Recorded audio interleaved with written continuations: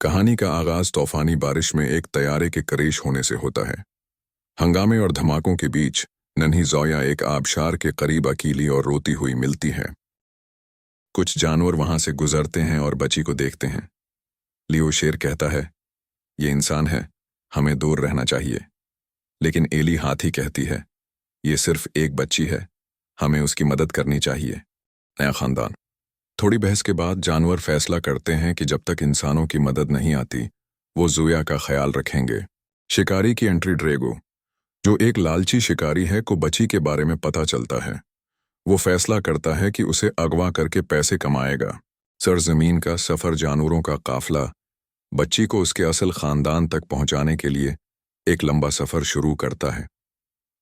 وہ صحرا، دریا، پہاڑ اور شہروں سے گزرتے ہیں۔ رشتے بننا، زویا اب جانوروں پر بھروسہ کرنے لگتی ہے۔ لیو شیر اسے لوری سناتا ہے، میمی بندر اسے ہنسانا سکھاتا ہے، اور ایلی ہاتھی ہر خطرے سے اس کی حفاظت کرتی ہے۔ رکاوٹیں، راستے میں انہیں ہائنا، ندی کا سیلاب، جنگل کی آگ اور شکاری کی چالوں کا سامنا کرنا پڑتا ہے۔ جانوروں کا اختلاف، کچھ جانور کہتے ہیں، ہم انسان کی مدد کیوں کریں؟ لیو جواب دیتا ہے، یہ اب ہم میں سے ایک ہے۔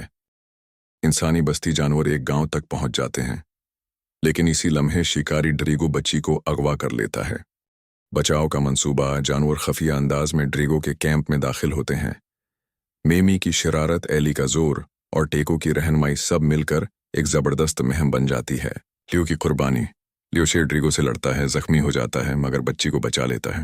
دوبارہ ملاپ، ٹیکو کی اطلاع پر بچی کی ماں ہیلی کاپٹر کے ذریعے آتی ہے، اور ماں بیٹی ایک دوسرے سے لپٹ کر رو پڑتی ہیں۔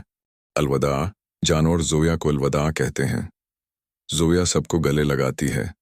ایلی کی آنکھوں میں آنسو آ جاتے ہیں، اور میمی اسے ایک نرم کھلونا کیلا تحفے میں دیتا ہے۔ 10 سال بعد، اب 10 سال کی زویا ہر سال جنگل آتی ہے، جانوروں کو کھانا دیتی ہے اور انہیں اپنا دوسرا خاندان کہتی ہے۔ آخری سین، زویا اپنی لکھی ہوئی کتاب سب کو سناتی ہے۔ سفر دل، جس دن جانور میرے ہیرو